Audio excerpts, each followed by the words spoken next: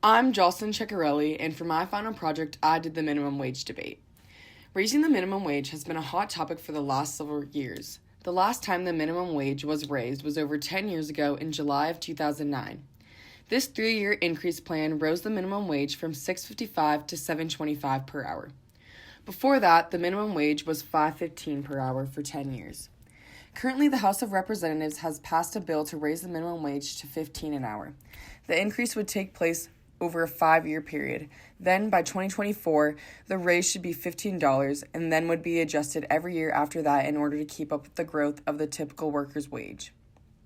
There are two sides to this argument. The pro-minimum wage argument states that by raising the minimum wage, it would raise millions out of poverty, raise employment, and have many benefits to the economy. The opposing argument is that it would have the opposite effect, leading to mass unemployment, close down business, and have a detrimental effect on the economy. Moreover, despite the criticism, the majority of voters are in favor of the $15 minimum wage.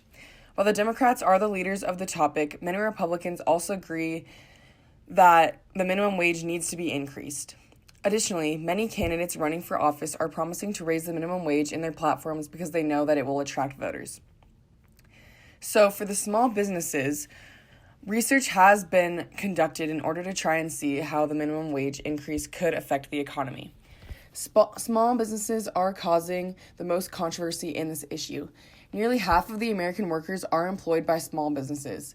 Many of the small business owners believe that raising the minimum wage would harm their business.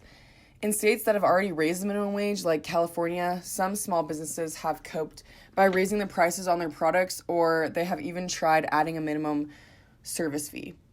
There are some small business owners that believe an increase would be beneficial to them, though. The Houston Chronicles reported that with an increase, employees are happier, so this increases production and makes it less likely that they will leave. Therefore, this means that businesses will have to make training more efficient in order to get the most work out of their employees because they will be paying them more. The potential short-term effects are that it would make employees happier, but the long-term effects bring up the question of could small businesses maintain to keep paying their workers these higher wages? While the increase does have the potential to harm small businesses, the truth is that no one knows for certain what will happen, so it's hard to say exactly what the outcome will be and the long-term effects. So, for large businesses, they were originally against the minimum wage increase, but CNN reported that they are no longer fighting it. They were previously fighting it because large businesses have many other taxes by the state that small businesses do not. Like, for example, they have to invest more in technology in order to try and make production cheaper. Now that so many voters are for the raise, it makes large corporations look bad if they are against it. So today, many large corporations are challenging other corporations to raise their minimum wage and provide good benefits for their employees. Therefore, the predicted effects for large businesses are positive. A modest increase would improve worker productivity and reduce employee turnover. It would also boost the overall economy by generating increased consumer demand. Like small businesses, the effects that the raise could have on low-wage workers could either benefit them or harm them. Economists predict that the increase could potentially contribute to a 1.3 million job loss or gain. This makes people extremely worried that it would destroy the economy and put low-wage workers even farther below the poverty line. They would become jobless once businesses could not keep up with the higher cost. However, in a recent study conducted by Cal Berkeley, they found that the minimum wage going up has not destroyed jobs because of the expense, which is a positive thing. Therefore, this means that an increase is not as bad as people fear it is. The main benefits that economists have found is that suicide rates fall, consumer spending rises, workers are more productive, poverty rates fall, and these are just some examples. There are many more. And then here are some visuals of how the increase would affect low-income families. This is specifically in New Jersey, and it shows that it is predicted to help about 50% of low-income workers, which is good.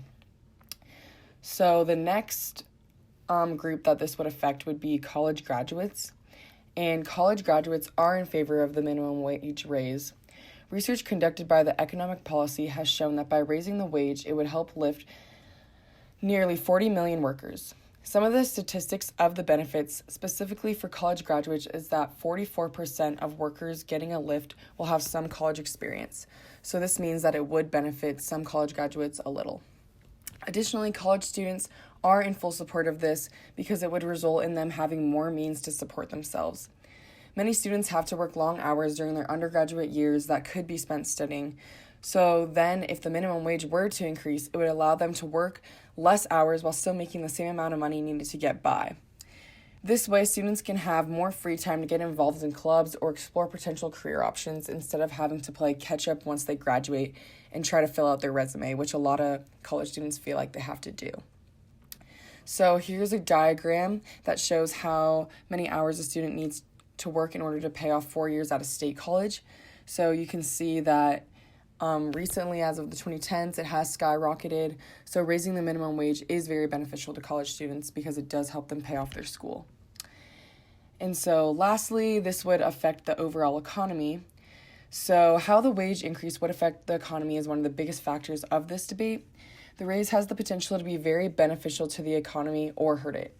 Researchers have looked at major cities such as San Francisco and Seattle because they have already raised their minimum wage to $15. Their economies are booming, which is a positive thing when researchers look at it, but it is hard to compare these cities to the rest of the United States because they have higher economies to begin with. Therefore, to wrap up this whole presentation, it does seem as though there are more positives than negatives. However, it is hard to know for certain how the minimum wage raise will affect businesses and the economy overall. Many voters are putting pressure on the government to raise the minimum wage. Therefore, hopefully the government can come up with some sort of plan to help raise the minimum wage without hurting the economy too badly. Thank you.